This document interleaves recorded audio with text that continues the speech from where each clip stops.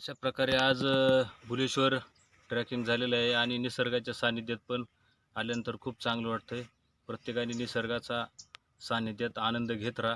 निसर्ग आहे तरच आपण आहे आणि या निसर्गाच्या सानिध्यात आल्यानंतर आपण जे काय विचार चांगले येतात त्या आयुष्यभर आपल्याला त्याची एक आठवण राहते आणि ह्या गडकोट किल्ले असो पौराणिक वास्तू असो या ठिकाणी आपण फेरफटका मारल्यानंतर ज्या जुन्या पाऊलखुणा असतात त्या चालल्यानंतर आपली शारीरिक क्षमता मानसिक क्षमता फिटनेस आपला एक चांगला राहतो. साक्षीदार मी स्वराजाचा या आपल्या लाडक्या यूट्यूब चॅनलमध्ये मी राजेंद्र खोमणे आपल्या सर्वांचं सहर्ष असं स्वागत करतो. मित्रांनो सर्वांना सर्वप्रथम जय शिवराय. आज आपण चाललो आहोत आपल्या एक छोटाशा मस्त अशा सुंदर ट्रेकसाठी, म्हणजेच पुरंदर आणि दौंड तालुक्यातील वेसीवर म्हणजेच ह्या बाउंड्रीवरती असलेला आपला हा भुलेश्वरचा ट्रेक. मित्रांनो हा छोटासा पण सुंदर असा ट्रेक आपल्याला अनुभवायचा असेल तर ह्या पावसाळ्यात तुम्ही नक्कीच ह्या छोट्यासा ट्रेक करा, कारण सुंदर असं या ठिकाणी हिरवगार असं वातावरण झालेलं आपल्याला पाहायला मिळतंय. आणि आता आपण हा सुंदर असा हा जंगल प्रवास म्हणता येणार नाही किंवा जास्त मोठा प्रवास म्हणता येणार नाही, छोटासा प्रवास आहे पण सुंदर असा हा ट्रेक आहे. चला आपण जाणार आहे पुढं. पण मित्रांनो मुद्दा म्हणून सांगतो की आपण जर आपल्या चॅनलवर नवीन असाल तर आपल्या चॅनल नक्कीच सबस्क्राईब करा.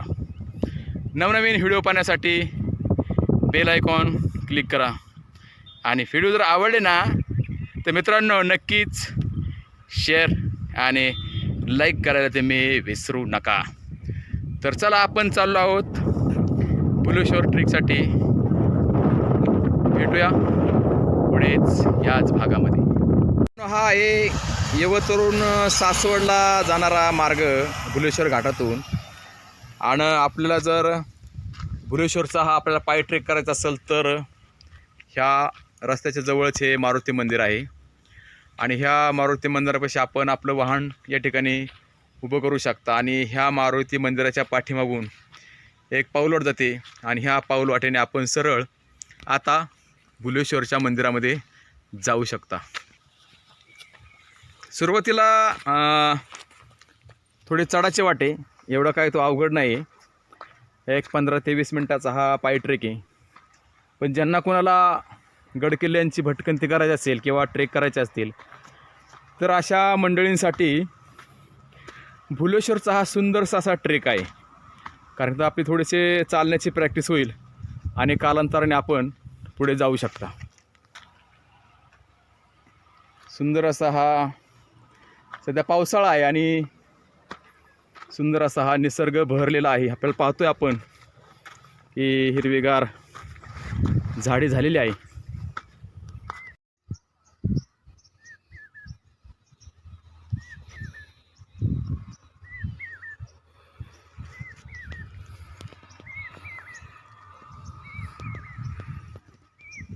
हा थोडा चढाचा टप्पा आहे. पहिला एक 5 ते 7 मिनटाचा हा एक थोडासा चढाचा टप्पा आहे आणि हा टप्पा पार केल्यानंतर वरती आपण एकदम सपाटीला जाणार आहोत.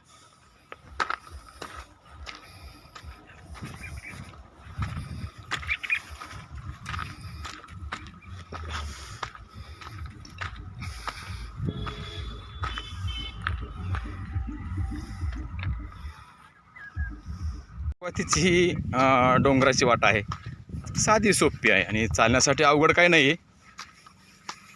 आणि याच रस्त्याने आपण समोर जात असून तुम्ही जर समोर पाहिलं तर या ठिकाणी हे समोर हे भुलेश्वरचं मंदिर आहे आणि ह्या मंदिरापाशी आपल्याला जायचं आहे. आणि सुंदर असा मेनू आपण प्रत्येक ट्रेकला पाहतो तर आपण वेगवेगळ्या गोष्टी आपण बनवून खात असतो. लहानपणाच्या हा छोटासा ट्रेक आहे आपला अर्ध्या तासाचा, त्यामुळे एक सुंदर अशी यवतून घेतलेली ही मस्त सुंदर अशी भेळ. सुटलं का नाही तोंडाला पाणी सगळ्यांच्या. काय भेळ आहे, कांदा वा, लिंबू कोथिंबीर मसाला वा वा. चला तवा मारू भेळ खायच्या आणि मग पुढच्या ट्रेकला जाऊ. कसं काय ना भाऊ, मस्त ना? मस्त एकदम छान. ची वाट संपल्यानंतर थोडा सुंदर असा हा काटेरी झुडपातून जाणारा सुंदर असा मार्ग आहे. आणि ह्या मार्गानेच आपण पुढे मंदिराकडे जात राहतो. हा खाली आपण जर पाहिलं तर हा आहे बुलेश्वरचा घाट. ह्या घाटाने सुद्धा आपण मोठी गाडी असेल तर आपण या बाजूने मंदिरापर्यंत येऊ शकता. आणि तसे आत्ता आपण ज्या वाटेने आलो आहे त्या वाटेने देखील आपण मंदिरापर्यंत पोहोचू शकता. हे मंदिर आहे या ठिकाणी महादेवाचं. आणि आपण जर हे निसर्ग पाहिला खाली तर हिरवागार हा निसर्ग आपल्याला पाहायला मिळतो. हे समोर दिसते ते आहे यवत गाव आणि ह्याच गावातून आपल्याला पुढं बुलेश्वरपर्यंत यावे लागतं. हिरवगार यामध्ये गालेच्या या ठिकाणी ह्या डोंगरावरती आपल्याला पाहायला मिळतोय पक्ष्यांची किलबिल.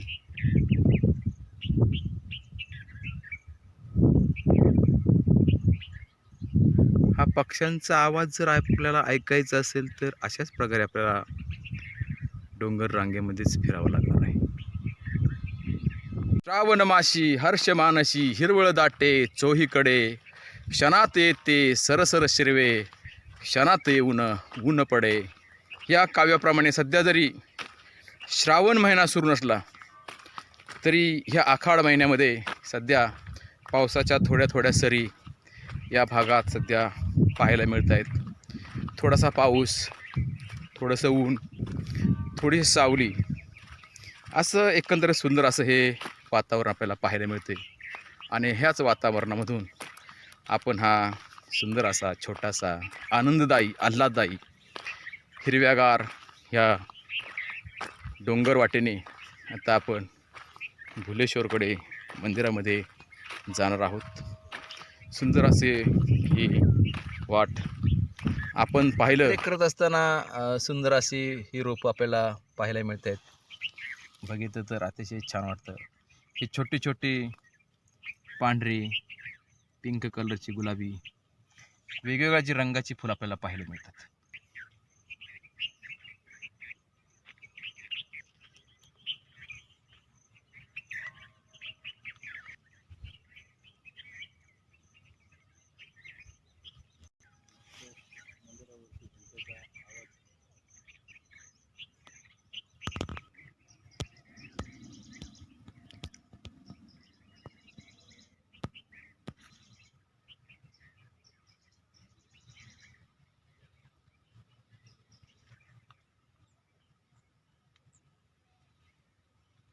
आपल्या ट्रेकमध्ये अशा वेगवेगळ्या प्रकारचे झाडे देखील यामध्ये पाहायला मिळते. पहा,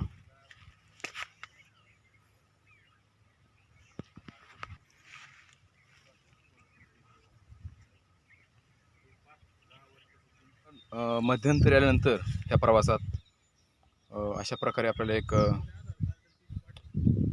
शिला पाहायला मिळते.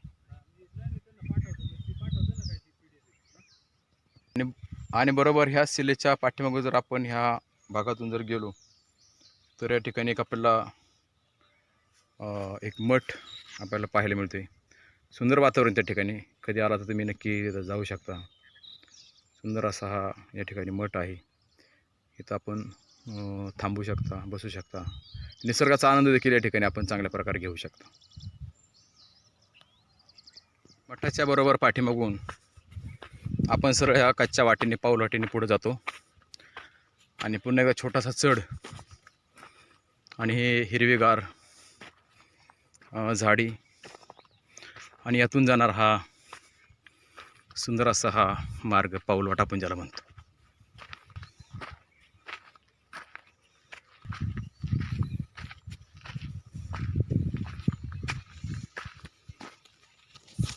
आपण हळूहळू चाललो आहे सुंदर असे ह्या हिरव्यागार झाडीच्या मार्गानं. आणि आता आपण जवळपास 70% हा प्रवास आपण पूर्ण केला आहे.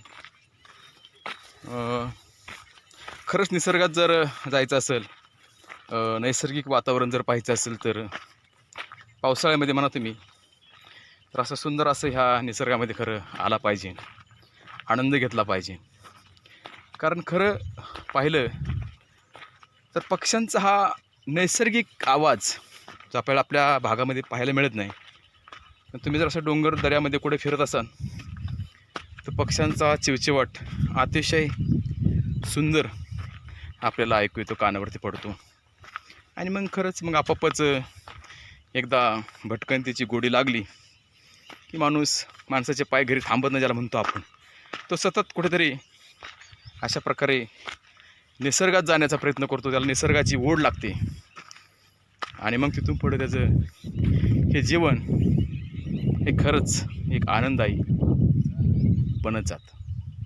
पण प्रवासात आता जवळपास शेवटच्या टप्प्यात आहोत आणि ह्या शेवटच्या टप्प्यात आपल्याला अशा जुन्या ह्या दगडी पायऱ्या आपल्याला नजरेस पडतात.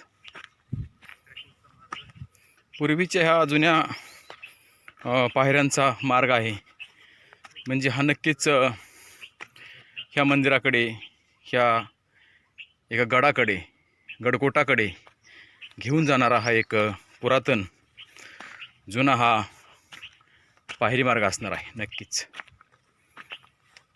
हा शेवटचा टप्पा आहे चढाईचा आणि 2 मिनटात आपण मंदिर परिसरामध्ये प्रवेश करू. हा जुना पायरीचा मार्ग मी जी म्हटलो तो हा जुना पायरीचा मार्ग आहे आणि शेवटच्या टप्प्यातील ह्या पायऱ्या आपल्याला सरळ मंदिराकडे घेऊन जातात.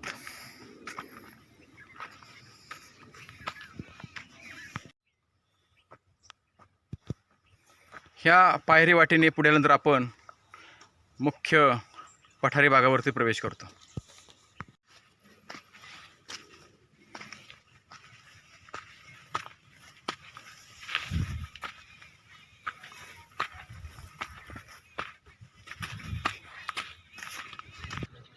मस्त बघ हिरवगार निसर्ग.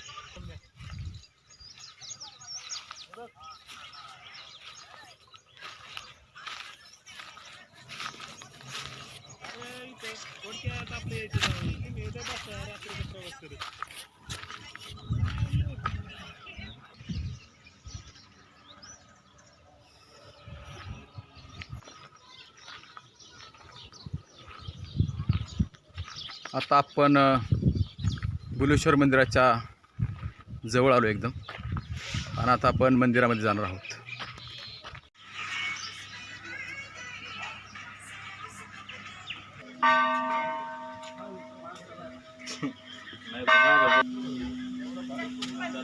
फोटो घेतो.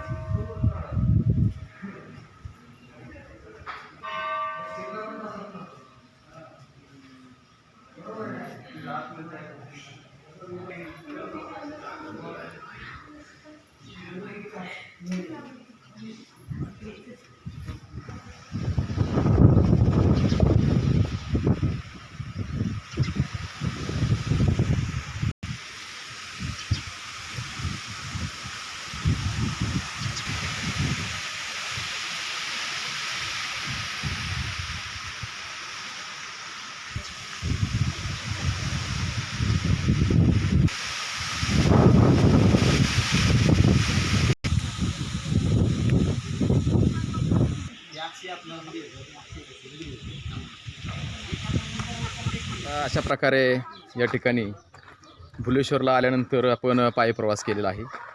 मंदिरात आलो आणि आपण दर्शन पण घेतलेलं आहे. खरं तर हा पावसाळी ट्रेक आहे. मस्त वाटतं आहे जरा आणि नक्की तुम्ही पण ह्या ट्रेकचा एकदा तरी आनंद घ्या. कारण निसर्गात जर राहिलो तर खऱ्या अर्थाने आपल्याला निसर्ग समजतो आणि पाऊल वाटा ज्या आहेत जुन्या त्या पाऊल वाट्याने येण्याचा प्रयत्न करा. मित्रांनो, मी एवढंच सांगेल की निसर्गाच्या वाटेने चाला आणि जर निसर्ग असेल तर आपण आहोत आणि निसर्गातला आनंद घेत चला. कारण धगधग जीवनात प्रत्येकाचंच आहे. त्यातून वेळ काढा आणि थोडंसं रमणीय अशा निसर्गाच्या वाटेवर चालण्याचा प्रयत्न करा. नक्कीच आपलं जीवन सुंदर आणि सुखमय होईल. आजचा हा भुलेश्वरचा ट्रेक आपल्याला कसा वाटला हा नक्कीच मला कमेंटमध्ये कळवा आणि नक्कीच तुम्ही पण या हा छोटासा ट्रेक आपण कराल अशी मी आशा बाळगतो आणि थांबतो. पुन्हा भेटूया एका नवीन आणि सुंदर ट्रेकवरती. तोपर्यंत सर्वांना जय शिवराय.